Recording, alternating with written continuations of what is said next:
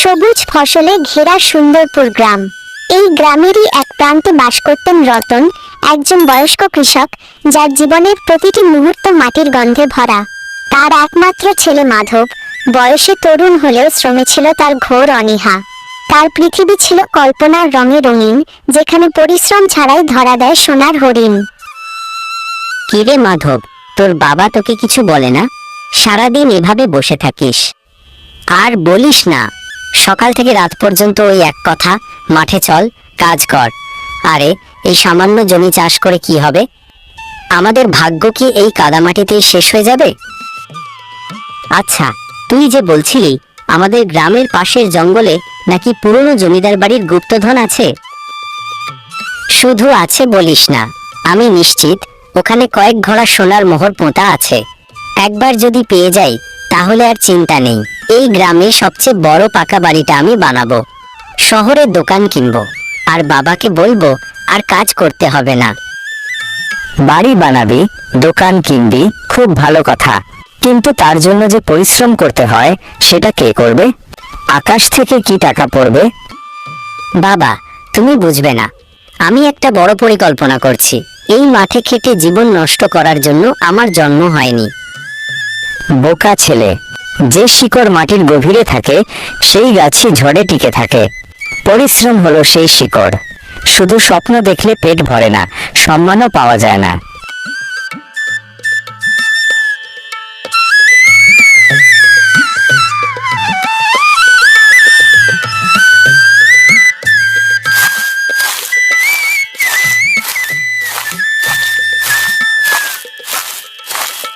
প্রণাম হই হরি কাকা। আরে রতন যে, এসো এসো। কিন্তু তোমার মুখটা এমন শুকনো কেন? সব ভালো তো?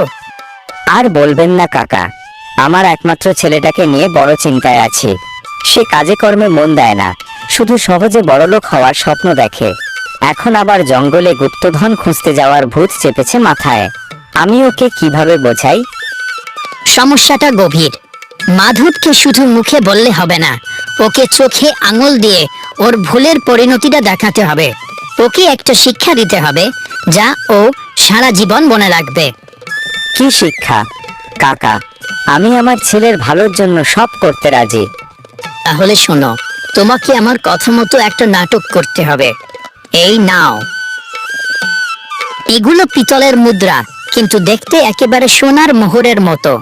আজ রাতে তুমি এটা মাধবের বিছানার পাশে রেখে দেবে। যদি ও জিজ্ঞেস করে, বলবে জঙ্গলের ধারের এক পুরনো গাছের নিচ থেকে কুড়িয়ে পেয়েছো। বাকিটা আমি সামলে নেব। ওকে একবার হোঁচট খেকে দাও, দেখবে ও নিজে থেকেই উঠে দাঁড়াতে শিখবে।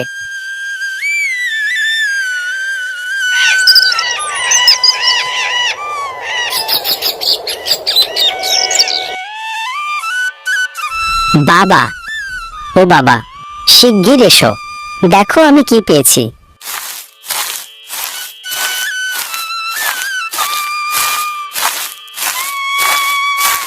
কি হয়েছে?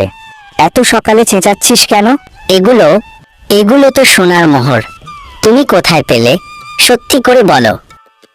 আরে আস্তে, চেঁচাস না। কাল রাতে জঙ্গল থেকে ফেরার পথে দেখি একটা পুরনো বট গাছের নিচে মাটির ভেতর থেকে এটা উঁকি মারছে। কাউকে বলিস না, গ্রামে জানাজানি হলে চোর ডাকাতের ভয় আছে। আমি বলেছিলাম, আমি জানতাম জঙ্গলে গুপ্তধন আছে। দেখলে তো, এবার আমাদের ভাগ্য ফিরবে।